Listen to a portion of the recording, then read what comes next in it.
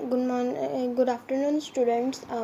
तो ये आपका फोर्थ लेक्चर है इस वीक का सेकेंड लेक्चर है वैसे, लेकिन ओवरऑल चैप्टर्स का फोर्थ लेक्चर है। जैसे कि आपको पता है कि हमने ऑलमोस्ट सेकेंड चैप्टर ख़त्म कर लिया है।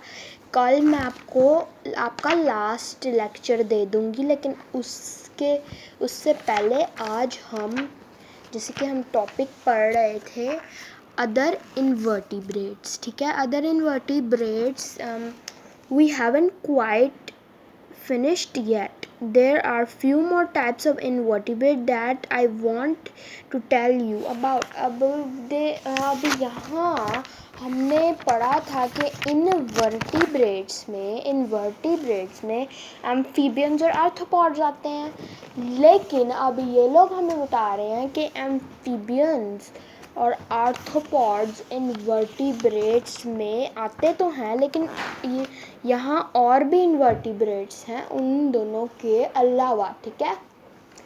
अब आज हम पढ़ेंगे मोलस्क्स, स्पॉन्जेस और वॉर्म्स के बारे में, ठीक है। मोलस्क्स, स्पॉन्जेस और वॉर्म्स क्या आते हैं, लेकिन इससे पहले जैसे कि हमने आर्थ्रोपॉड्स, सेनिडेरियंस, इक्विनोडर्म्स और स्पॉन्जेस की हमने लिख ली है करेक्टरिस्टिक्स, ऐसे ही आज अपने मोलस्क्स और वॉर्म्स की करेक्टरिस्टिक्स लिख के आनी है, ठीक है। तो अपने लेक्चर पे दोबारा आ जाते हैं और ठीक है।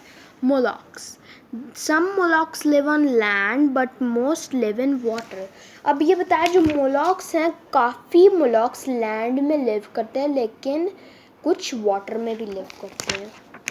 अब मोलस्क्स की टाइप्स क्या है? Oyster, snails, octopus and clams, ठीक है। ये मोलस्क्स की वो है टाइप्स। अब हम बढ़ते हैं स्पॉन्जेस के बारे में। Sponges are the simplest form of animal, they do not have a nervous system और एनी मसल। जो स्पॉन्जेस हैं वो सिंपलेस्ट एनिमल है, फॉर्म है उसकी, क्योंकि उनके पास ना कोई नर्वस सिस्टम होता है और कोई मसल्स भी नहीं होते, ठीक है। द वाटर कंटेन्स द जो इनकी ये बता रहे हैं कि इनकी बॉडी में होल्स होते हैं, टाइनी होल्स होते हैं, और वो जो होल्स होते हैं वो वाटर और ऑक्सीजन को कंटेन करते हैं, and nourishment they need to survive, ताकि जो नरिशमेंट वो सर्वाइव करना चाहें फिर बाद में उसमें वो कर सकते हैं, ठीक है। अब हम वॉर्म्स के बारे में पढ़ेंगे। Worms are divided into 3 groups, most commonly known as segmented worms, flat worms and round worms। जो worms हैं ना, इधर वो कह रहे हैं, अच्छा जो worms हैं वो 3 ग्रुप्स में ना डिवाइड हुए हैं। उनकी 3 टाइप्स हैं। फर्स्ट है सिगमेंटेड वॉर्म्स, जो लैंड पे मतलब डस्ट में मतलब ऐसे वहाँ लिव करते हैं। फिर फ्लैट वॉर्म्स कोई मतलब वो उनका कर्व बॉडी नहीं होती, वो फ्लैट होते हैं। और राउंड वॉर्म्स ज़्यादातर वाटर में होते हैं, ठीक है। और आज के हमारा टॉपिक ख़त्म हो गया है, और आज जितने भी क्वेश्चन हो गए, हमारा question number 2 invertebrates, question number 3 what is an animal cell, वो भी हो गया। क्वेश्चन नंबर 5 भी what are common characteristics of the following, ये सारे आपने कर लिए हैं, ठीक है। तो आज हम जो क्वेश्चन करने लगे हैं वो है question number 1, why do scientist put organisms into different classes. All organisms are identified by scientists as they are put into different classes, ठीक है। और नेक्स्ट आपका ये है what is the difference between placental mammal and marsupials, give examples of each। placental mammal और marsupials में क्या फ़र्क है? अब जो placental mammals हैं, the placental mammal raises its newborn offering in an external pouch, ठीक है। For example kangaroos, wallabies, koalas। और क्या है?